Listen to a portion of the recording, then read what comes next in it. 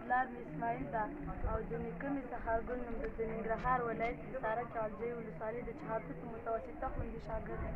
د شپږم ټولګي زده کوونکی. سمینا خوشحاله شوم تاسو سره په لیدلو باندې. سمینا خو دا لږ راته ووایه چې دلته زه وینم تاسو په دې وختونو کې د ونې لاندې ناستې شین اسمان لاندې خپلې زده کړې ترسره کوئ.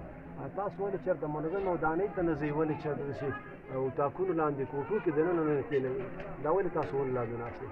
موږ اتاقونه نه لرو، تعمیر نه لرو، اوبه نه لرو دلته. موږ باید چې دلته اتاقونه نه وي، موږ چېرته کښېنو؟ د شنو ونې لاندې کښېنو د یالو غاړې ته.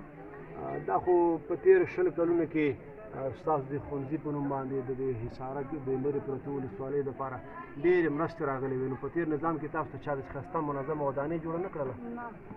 تاسو د ډېرو کلونو راهیسې همدغسې د ونو لاندې ناست یئ. تاسو چې کله تږي شئ دلته ما ستاسو په دې ښوونځي کې څا نه ښکارېږي؟ بیا څنګه چل کوئ چې کله تږي شئ؟ موږ بیا د یالو اوبه څښو.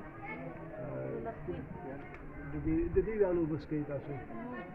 دا خو ما ته ډېر ناپاکه ښکاري. دا ولې د مجبورۍ نه څښئ؟ مجبوري ده. نو داسې کله کېږي چې باران وشي، د باران د وجې نه تاسو کوم مشکلات سره مخ کېږئ؟ موږ چې کله باران شي موږ دلته ښوونځي ته راشو، یو ناڅاپه باران شي موږ چې بېرته کور ته ځو، موږ په لاره کې وغورځېږو. خدای نخواسته کتابونه مو خیرن شي، بکسې مو خرابې شي، کالي مو خراب شي. دا که تاسو ته منظمه ودانۍ جوړه شي بیا خو د باران مشکل سره چې دی نه مخ کېږي، بیا خو باران نه په ازادېږي. نه بیا نه په ازادېږي.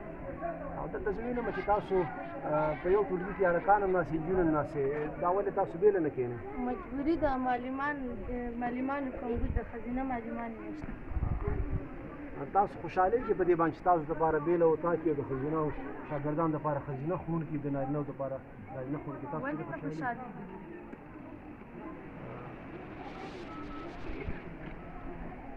پوښتنه به درنه زه کوم بچي ښه چې څه غواړئ، څه هیله لرئ او د پوهنې ریاست نه څه غوښتنې لرئ ښه؟ نو دا چې هر شی په زړه باندې ارمان یم.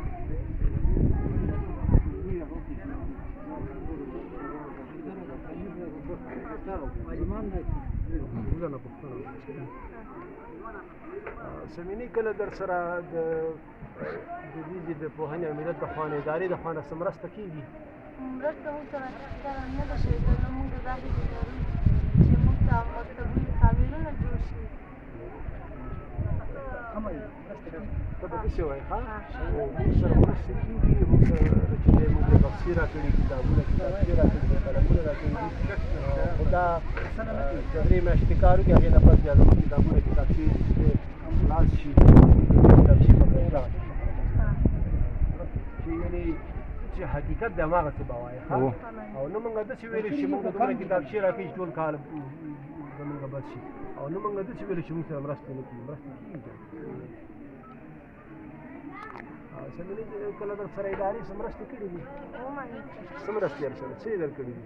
کتابچې راکړي، بکسې راکړي دي، بسترې راکړي دي، قلمونه یې راکړي دي. دا کتابچې چې کله خلاص شي دا څنګه چل کوي؟ ډکې شي بیا هغه نظام په خپلو امکاناتو باندې. اوس د پوهنې ریاست نه څه غواړئ، څه غوښتنه لرئ، څه هیله لرئ؟ موږ غوښتنه لرو چې موږ د تعمیر جوړ شي او ستا راته ووهل شي، کتابونه ښځینه معلمان موږ ته راشي او کتابچې راکړل شي. صحیح شو خورې، ډېر زیاته مننه. موږ انشاءالله ستاسو پیغام خپلو مشرانو ته ورسوو او الله تعالی مو روغ خوشحاله رسوي، ستاسو د بریا د تامین